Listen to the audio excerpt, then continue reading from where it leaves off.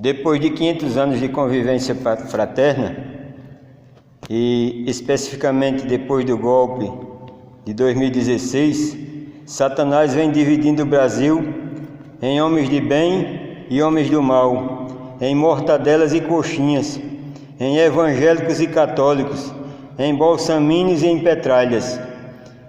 Satanás vem dividindo os cristãos para destruí-los, para destruir o Brasil, um país de paz, de harmonia, de concordância durante 506 anos. E nesses últimos tempos vem se transformando numa praça de guerra, guerra ideológica, guerra armamentista, com ameaça de se armar uma população inteira completamente despreparada para o uso da arma, que não vai se comparar com os americanos, que têm como legado o anglicanismo, que vem da Inglaterra, que já vem de outros troncos, de outras eras, de outros milênios de preparação para o uso da arma. Então, o Brasil passa por um momento difícil que, como diz o ditado, e muitos irmãos católicos e evangélicos, só Deus na causa, porque o demônio está despertando no povo, em uma parte da população, aquilo que existe de pior na humanidade, no seu coração, que é o ódio, o rancor, o ciúme, a inveja, a truculência, a tortura. Então, está na hora dos cristãos, do povo de Deus, se levantar, porque senão chegará um momento que as pedras gritarão por nós. Chegará um momento que, se os cristãos não se rebelarem, as pedras poderão gritar por nós. Então, deixo aqui o meu alerta para todos os filhos da luz, todos os filhos de Deus, que neste dia 28 não coloque como alvo da sua opção as pessoas, uma pessoa ou determinada pessoa, mas o futuro da nossa nação, o futuro dos nossos jovens, dos nossos netos, dos nossos filhos, do nosso país, que é lindo, rico, abençoado, maravilhoso, o país mais completo, mais complexo, mais rico, mais bonito, mais feliz. Nós fomos considerados o povo mais feliz do mundo agora há pouco tempo, antes desse golpe. O povo mais feliz do mundo, em harmonia, todo mundo criando seus filhos, educando seus filhos, tranquilo, feliz, com renda de todos os cantos do mundo, de todas as suas dimensões, rendas e possibilidade de subsistência decente. Então, nesse domingo, que não se faça a minha vontade, nem a sua, nem olhemos para determinadas pessoas, nem olhemos para determinados salvadores, porque não existe salvador individual. Jesus foi prova disso. Os israelitas esperavam um salvador que viesse tirá-lo das garras do Império Romano, que os explorava, que os massacrava, que os vilipendiavam. Aí Jesus veio, e para esse povo da elite que esperava se livrar dos impostos do Império, se livrar das imposições do Império, ele esperava Jesus um guerreiro, um Deus guerreiro, com armas, com metralhadora, com tudo para detonar os outros. Jesus mostrou-se um Deus humano, um Deus fraco como qualquer um. Ele se revelou um Deus fraco como qualquer um de nós. Aí então ele foi uma decepção para aquele povo, para os fariseus, que ele chamou mais tarde de sepulcros caiados, bonitinhos por fora, muito aparentemente inteligentes por fora, mas por dentro parecia sepulcros, catatumbas, caiadas, podre por dentro, é o que representa a nossa elite do atraso, hoje no Brasil. Podre por dentro, não entende de nada, não sabe de nada, não compreende de nada, se lê um texto, não sabe interpretar o que leu, entendeu? E por isso que Jesus diz claramente: o povo de Deus sofre por falta de entendimento. Não estou falando aqui de conhecimento, de informação, eu estou falando de entendimento, que você pode ter PhD, pode ter mestrado, doutorado, onde você tiver, conhecimento de toda qualidade, mas se não tiver entendimento, não vale nada. O que vale é o entendimento, é você ler o contexto, é você ler a conjuntura, é você fazer análise de conjuntura, compreender a geopolítica do mundo, compreender a divisão internacional do trabalho, como é que funciona, compreender como é que os stakeholders, que são os grandes grupos de interesses, funciona, como é que eles conseguem subverter uma ideologia e passar para outra, como é que eles conseguem endemonizar o povo, que São João Evangelista chamava de a segunda besta-feira do Apocalipse, as potestades do ar, que é o que está aí na grande mídia, no ar, distorcendo a mentalidade das pessoas, turvando a visão das pessoas, turvando o conhecimento das pessoas, turvando o entendimento das pessoas.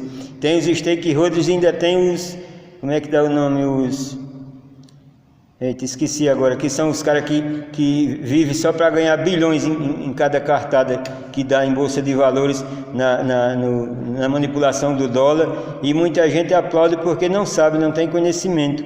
Então Jesus, quando mandaram perguntar se Jesus era o Salvador, o Salvador que vinha salvá-los, que eles esperavam das garras do imperador, Jesus manda de volta: diga a esse cara aí, que ele chamava de raposa doida, que era o Herodes, diga a essa raposa doida, mostra a ele o que eu faço. Os cegos veem, os coxos andam, os surdos ouvem. Então foi para esses, por isso que o evangelho fica difícil de ser compreendido, porque o evangelho é uma boa nova, uma boa notícia, mas para os pobres. Quando Jesus disse que vai multiplicar o pão dos pobres, para os ricos não é novidade não, porque ele já tem todo dia. Novidade é o pobre ter um prato de comida todo dia, ter um copo d'água para beber, ter sua cadeirinha de roda, que foi enviada para todos os paraplégicos, os coxos, foi mandado, eu mesmo vi descarregar de caminhão de cadeira de rodas aqui em Palmeira dos Índios, para os que não podiam comprar sua cadeirinha de roda. Então, Jesus, outra coisa, falam de comunismo sem saber, falam de Marx sem nunca ter lido Marx, isso é um absurdo do cão. Vai falar de Marx na Alemanha, na Inglaterra, nos países onde Marx tem influência, que transformou as empresas, hoje as empresas dão lucro, participação de lucro aos seus empregados. Vá falar de Marx. Marx foi uma crítica ao capitalismo selvagem e original. O capitalismo, quando surgiu, da mais-valia, uma crítica à mais-valia, que era o lucro desenfreado dos grandões em cima dos pobres, que hoje nós conquistamos o capitalismo de lá para cá, de 1930 para cá, 1900 e por aí assim, o capitalismo se humanizou hoje, mas mesmo assim ainda está valendo a ideologia de Marx, por causa da alienação do trabalho. Antes de Marx escrever, ele já estudou as sociedades que vinham evoluindo desde o começo do mundo, onde antigamente o homem participava de todo o processo do trabalho. Ele plantava o algodão, ele fazia o seu tear, ele mesmo teava, ele mesmo vendia, o lucro era todo dele. Hoje o homem só participa de uma ínfima parte do processo de produção, e o lucro fica todinho com o capital, como capitalista. O capitalista liberal, porque o capitalismo é bom, o capitalismo não é coisa, é o melhor sistema que inventaram, não nego. Agora o capitalismo liberal, o neoliberalismo, que quer concentrar toda a riqueza na mão de 2 ou 3 do planeta, esse é demoníaco porque empobrece milhões de pessoas em benefício de 1 ou 2 ou 3 famílias que dominam o universo da economia. Entendeu? Então nesse domingo vamos pedir a Deus que faça o que for melhor, que não seja a nossa escolha, o nosso egoísmo, a nossa vontade, o nosso interesse particular que esteja em jogo, mas o interesse de todos os brasileiros, inclusive dos que ainda vão nascer. E se um ou outro ganhar, seja lá o que ganhar, que Deus não deixe, que Deus nos ajude a não deixar, e os congressistas que estão lá não deixar qualquer um deles fazer o que for vir para o povo, e o resto que passa disso é coisa que vem de Satanás.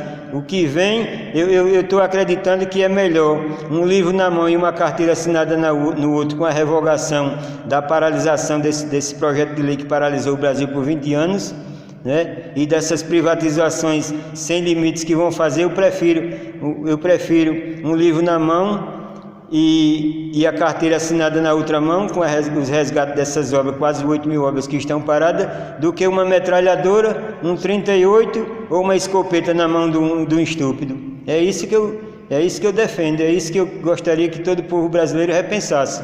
E seja o que Deus é feito, a vontade de Deus e não a nossa. E vamos, apesar de tudo, a gente ainda está num restinho de democracia, que estamos convivendo ainda razoavelmente bem, e eu espero que seja qualquer que seja o resultado, que a gente, como cristãos e filhos de Deus, não nos digladiemos uns contra os outros, porque é isso que os grandes interesses internacionais querem, transformar nós brasileiros um país saudável, feliz e tranquilo em uma nova Líbia, em uma nova Síria, em um novo Iraque. E essa onda aí, nós cristãos brasileiros não queremos entrar, não queremos, nem devemos dar asa para que isso aconteça.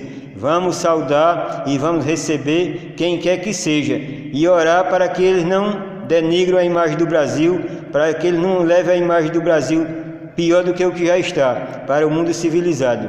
Muito obrigado e até o dia 28, se Deus quiser e com a vontade de Deus, e seja quem for, de preferência, o que seja a favor da justiça e da paz. Justiça e paz se abraçarão e vamos à vitória, se Deus quiser.